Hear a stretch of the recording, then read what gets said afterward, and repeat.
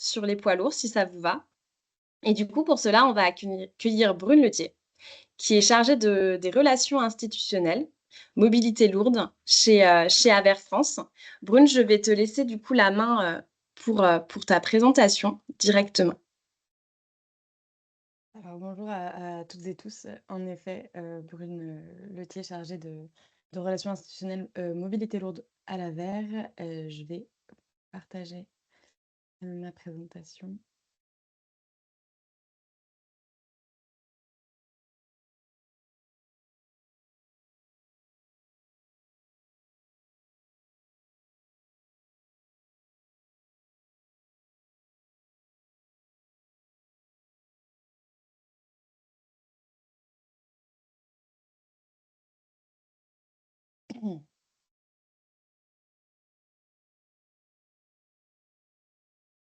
C'est tout bon, on la voit. C'est tout bon, vous voyez? OK, parfait. Hem, alors oui, comme je disais, moi je travaille à l'Aver France, donc Ah, association Brune, nationale, oui, excusez-moi, on ne la voit plus. d'accord.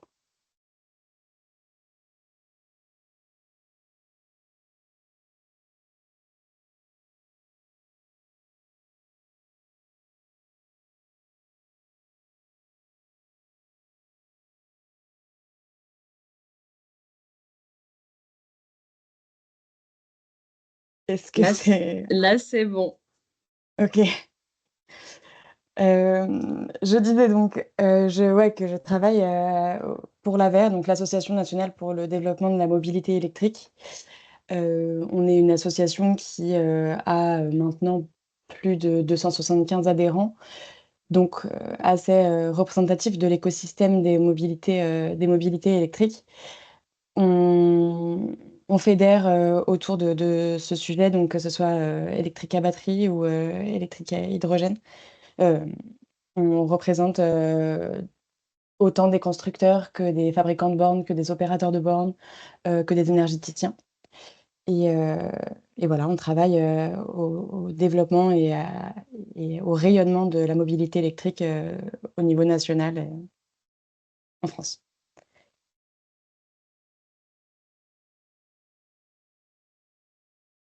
Aujourd'hui, je suis là pour vous parler plus précisément de cette petite, de ce petit document qu'on a publié en partenariat avec, l'Union, française de l'électricité, Transport et environnement, l'Institut Mobilité en transition et l'International Council on Clean Transportation.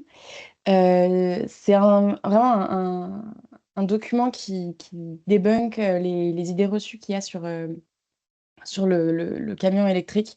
Ça parle, globalement du transport routier de marchandises.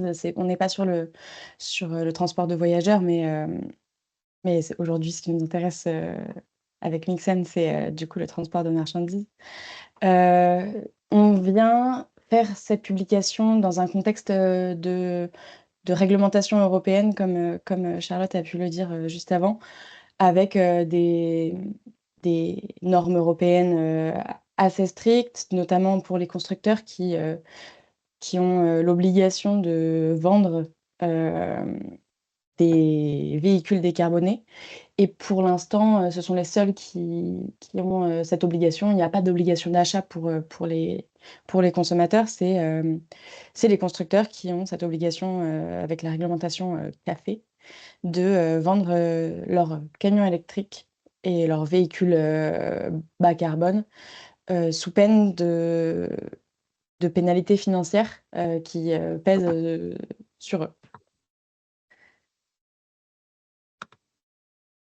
On est dans un contexte où, la décarbonation du transport lourd, elle a pas encore été, forcément exponentielle, sur le transport routier non, sur le transport en commun et le transport des villes, on est sur une dynamique qui est un peu plus forte que celle, du transport routier. Mais, ça représente toujours donc les véhicules lourds, que ce soit les véhicules utilitaires, les camions, tracteurs porteurs, ainsi que les bus.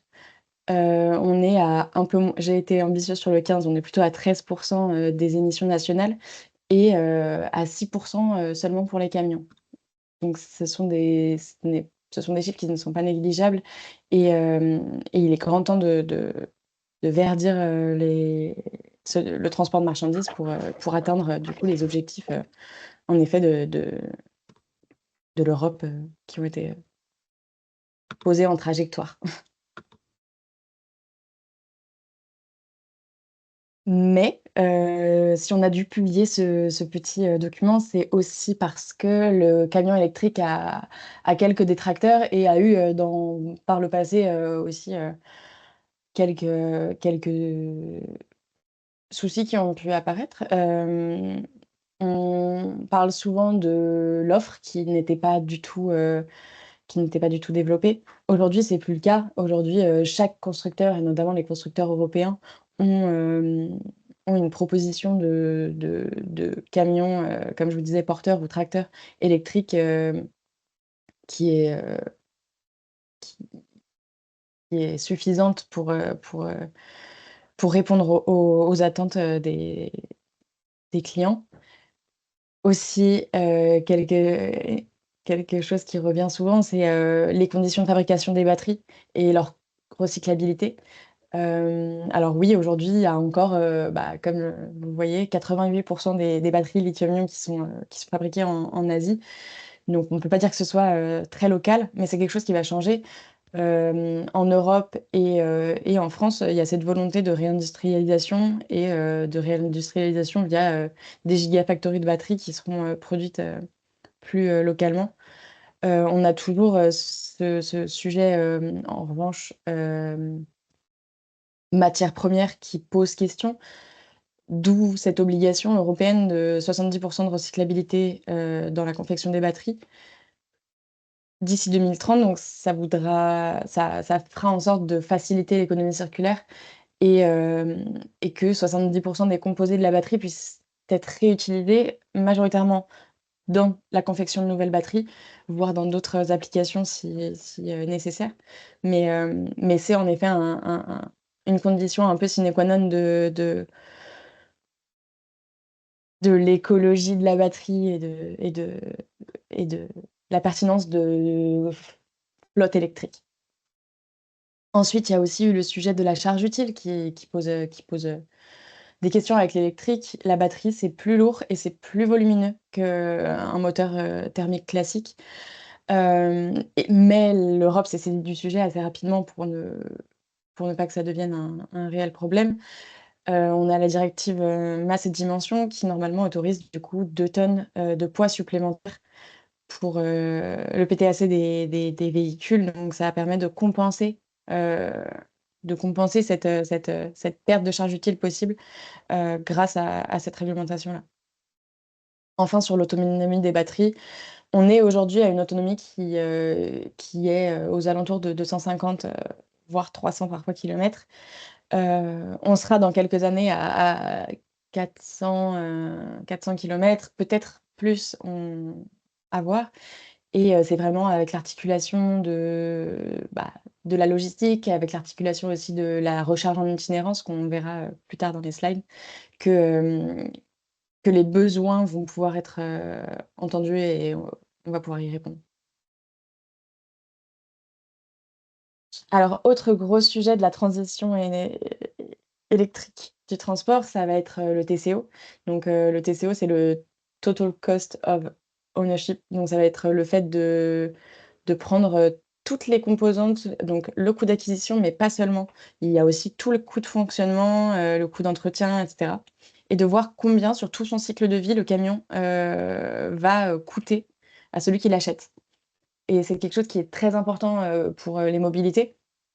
Notamment les mobilités lourdes parce qu'un camion électrique à l'achat, coûte, bien plus cher, 3 f en général à peu près 3 fois plus cher qu'un camion, thermique.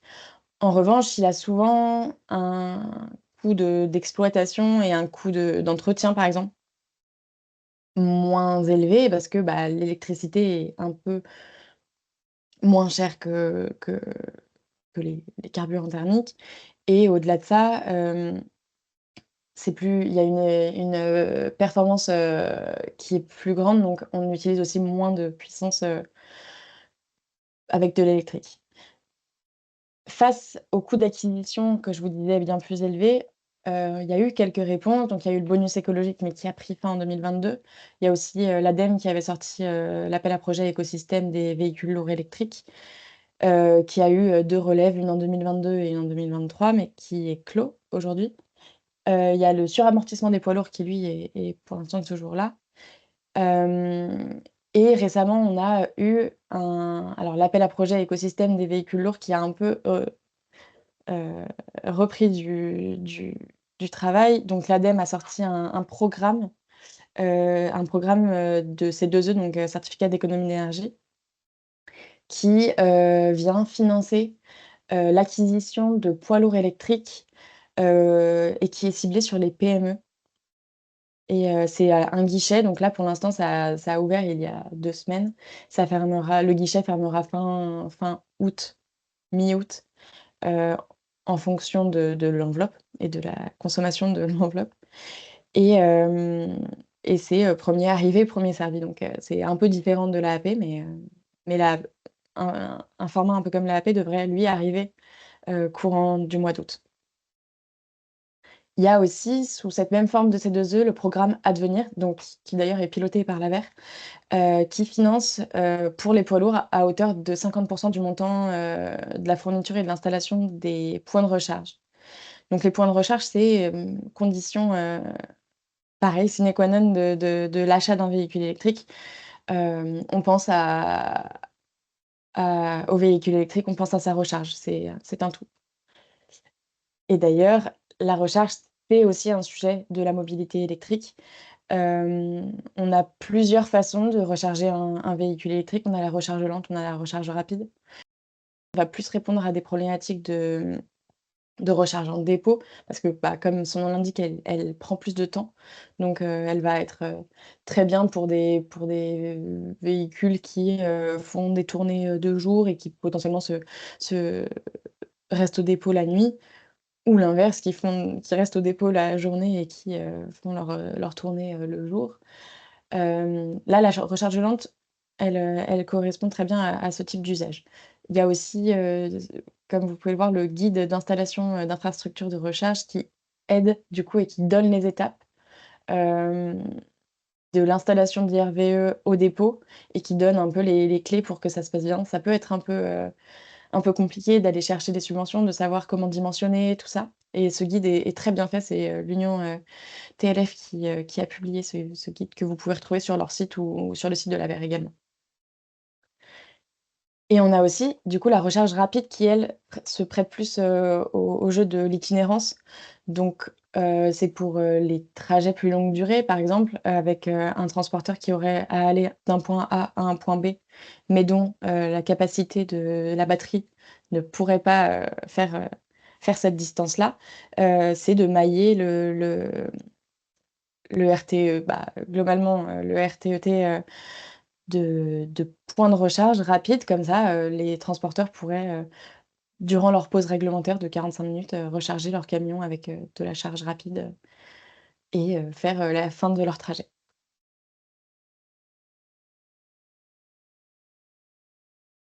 Enfin, un autre sujet qui revient très souvent, c'est, est-ce qu'on aura assez d'électricité, lorsque, l'idéal, comme Charlotte le disait, de 90 du transport, sera électrique?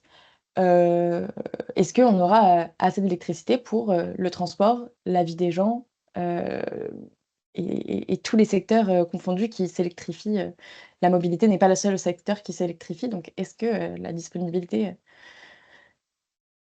de puissance sera là? Et à cette question, c'est RTE qui a pu répondre. S À l'horizon 2050, on sera à du coup, 24 TWh, ce qui correspond à 3 de la consommation globale d'électricité. C'est quelque chose qui peut s'anticiper, qui leur paraît déjà faisable et qui permettrait aussi de comme on a déjà ces projections, ça permet aussi d'anticiper et de dimensionner le réseau. Hem, Comme je le disais précédemment avec, le guide, l'installation de bornes, au dépôt, en copropriété, dans l'installation de bornes, c'est aussi de la projection et de, la projection, sur la puissance qui va être nécessaire à l'instant T, mais surtout à long terme. Et enfin, le problème majoritaire, ce serait si, les camions et les véhicules particuliers avaient la demande en même temps, parce que là, ça ferait beaucoup de véhicules qui tirent sur les réseaux. En revanche, c'est pas le cas puisque, les transporteurs, ont plus tendance à rouler la semaine. Les vacanciers, les personnes qui partent en week-end, comme son nom l'indique, c'est le week-end. Donc globalement, la puissance qui va être, nécessaire va s'équilibrer du fait des usages. Voilà pour, cette présentation de la FAQ. Il y a plein d'autres, sujets qui sont abordés dedans, mais je j'avais pas le temps de tout de tout aborder avec vous. Je vous laisserai aller le voir, et le consulter, sur notre site pareil, il est disponible, site de l'Aver France. Merci beaucoup, Brune. Est-ce que vous auriez des questions, des remarques?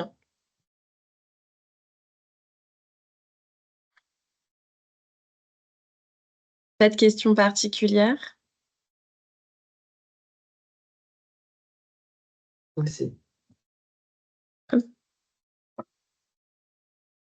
Christelle. Alors, Christelle, je vous laisse poser votre question. Oui, bonjour, j'ai une question pour Brune.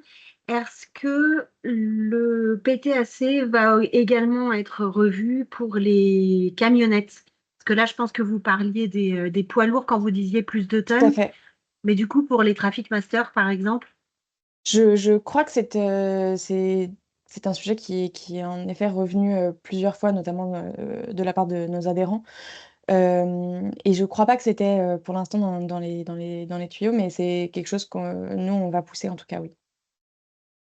D'accord, merci. Samantha? Oui, bonjour, vous m'entendez bien?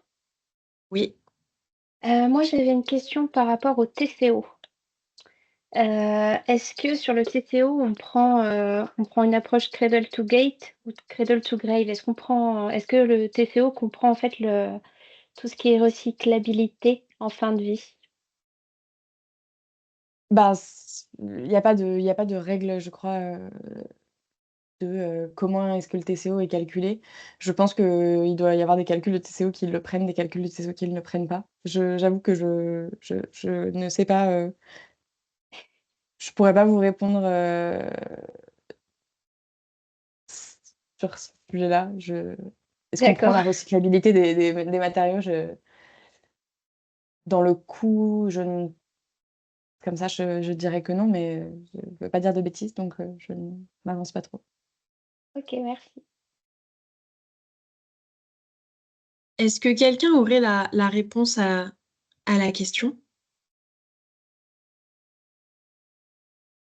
Ouais. Johan? Oui, bonjour. Écoutez, je suis pas parole d'évangile, mais en fait, ça dépend si le TCO prend en compte les performances extra-financières ou non. Dans le camion, en fait, ce qu'on faisait, c'est que le TCO traditionnel, c'est vraiment coût de financement, entretien, assurance, comme vous l'avez dit, et les coûts de la fiscalité. Et après, si vous voulez, on voulait vraiment comparer les bénéfices d'un véhicule électrique versus un véhicule au gaz ou un véhicule diesel. On essayait de comparer sur une même ligne de départ ce qu'on appelait les performances extra-financières. Donc finalement, euh, quel est le coût de la tonne de CO2 évité, quel est le gain sur la qualité de l'air. Et du coup, tous ces gains, on essayait de les matérialiser en prenant des indicateurs. Donc pour répondre à la question, je dirais un TCO traditionnel ne prend pas en compte l'analyse en cycle de vie complète. Par contre, lorsque des vendeurs de camions, par exemple, veulent mettre en avant une énergie, il est indispensable de le faire parce que sinon le client finalement ne mesure pas le bénéfice du surcoût à passer à l'électrique. J'espère que je réponds que je donne une piste de réflexion, mais Merci. Merci. Est-ce qu'il y a d'autres questions ou est-ce qu'on passe à la prochaine présentation?